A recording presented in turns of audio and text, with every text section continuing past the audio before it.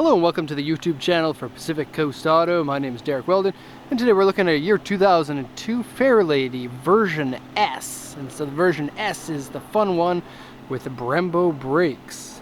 It's funny I'm showing you this first. Now this vehicle was bought from auction here in Japan. It's going to be exported to Canada.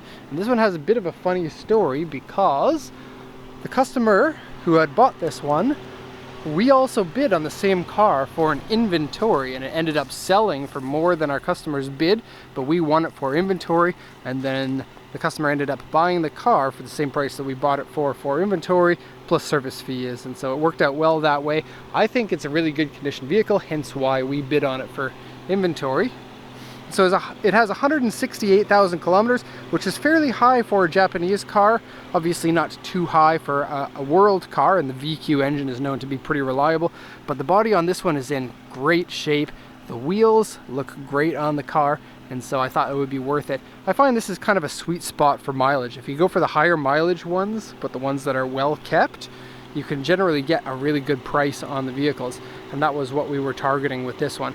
I find the price that we paid for this one to be quite good value considering what it is.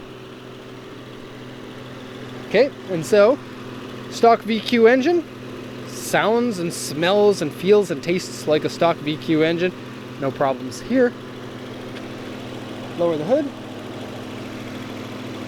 Now I don't know exactly what the version S comes with aside from the Brembo brakes, but the Brembo brakes are enough of a deal breaker to make it worth it. Even if it comes with nothing else, I think it comes with maybe some extra chassis parts. Chassis parts? Those wheels.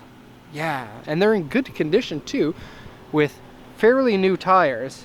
Sadly, the rear ones were probably spinning around faster than the car was going, if you know what I mean, because the tread on the rear is pretty low. And they're 275 on the rear, and I think a 245 on the front. Let me just check that. Maybe 245 on the front. So pretty aggressive wheel and tire package for the Fairlady, considering it's got 280 horsepower. That's lots of rubber. Okay, we're going to go over the auction sheet, but not before we look at the headlights, because these are the later model headlights swapped in with a small little projector on there. Okay, here's auction inspection sheet, and I am going to translate this for you. 2002 December Fairlady ZED version S. Now this one's going to Canada, and this is these are kind of a brand new import to Canada under the 15-year import regulations. Canada did get these ones, and they're pretty similar, but buying them from Japan, I think you can get a better deal than a Canadian spec one. Plus, if you want to have right-hand drive, some people either prefer that or it's an image thing.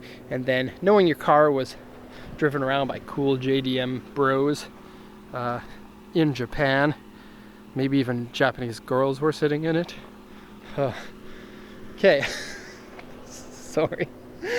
Usually I keep the funny parts, if you want to call them that, the funny parts to customers that I know better. I'm sorry to the person who bought this. I don't actually know you that well because you are Andrew's customer. Okay, so original silver, I said 168. It's 169, 480 kilometers on it. BBS 18-inch wheels, HID, keyless entry. Interior dirty seat wear. Steering wheel has a tear on it on the outside. Aftermarket suspension, question mark, various scratches, dents, and repairs. And so not very many marks here for a car with that high of mileage. And looking at the body, almost no marks on it, just very tiny dents here. So it's basically perfect condition body. It does have a replaced fender, but it doesn't really look like it has been replaced. Okay, so let's do the once around here and just look at how nice the body looks on this. Usually a body that looks this good is on like a 30 to 50,000 kilometer car, and so when I saw the sheet I was like, yep, going to bid on that one, because a good looking body to me is much more important than super low mileage, especially when you compare the price.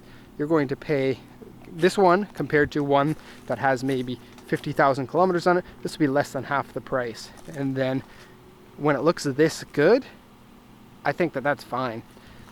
And it's not really the type of car that's going to have a huge value based on the kilometers and the future of it. They sold lots of Fairladies. If this was like an M3 or something, you'd want low kilometers to hold its value.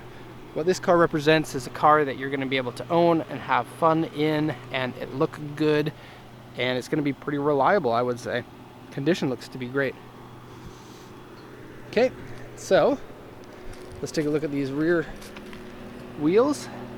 I think fitment is spot on. I like the slightly bigger dish in the back. It's a restrained look, and I think that it looks really good with this body style. I remember when this car came out, when it was a brand new car, I was like, man, if only I could ever get to drive one of those. Good.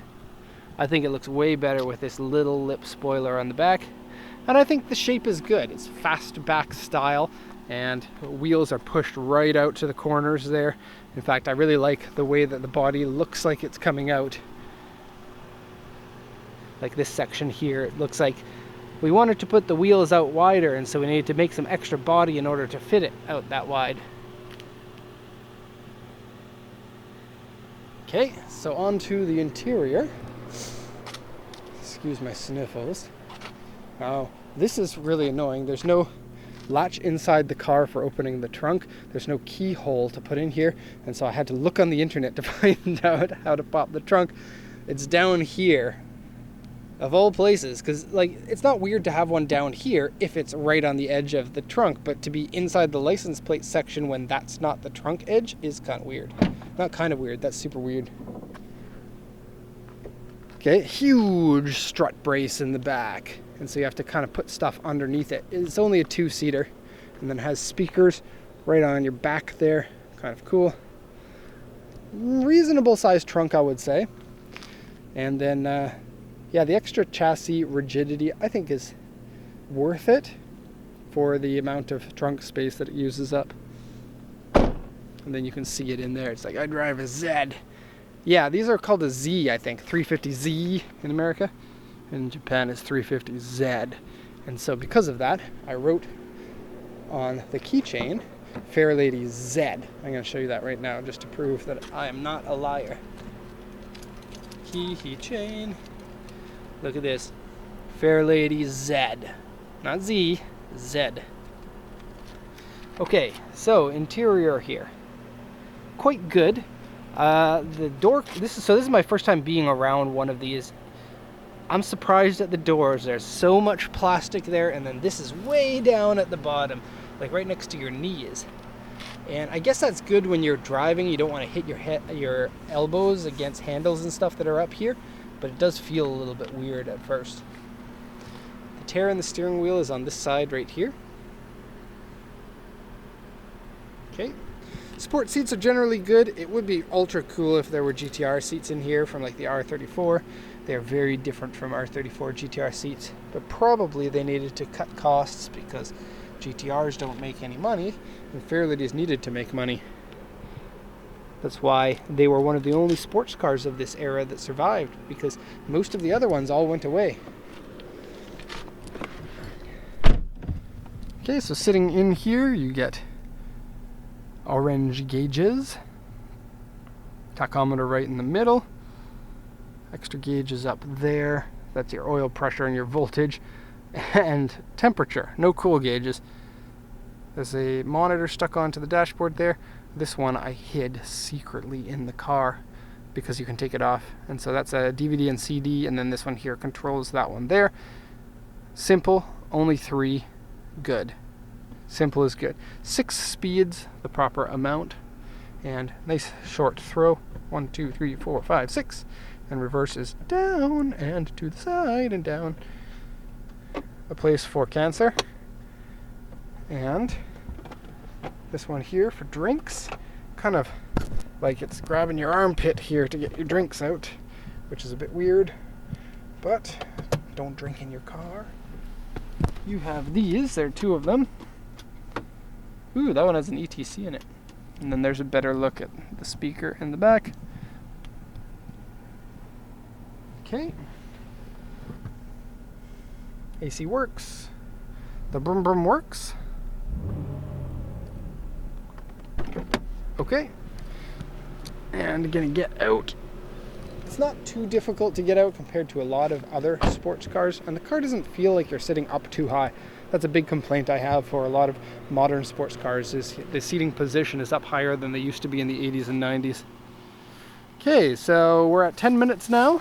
So So that must be the end of this video. Thank you very much for watching, and if you have any questions, anything that you need, post them in the comment section or check out our website. Link to that in the description. So thank you very much for watching, and have a nice day.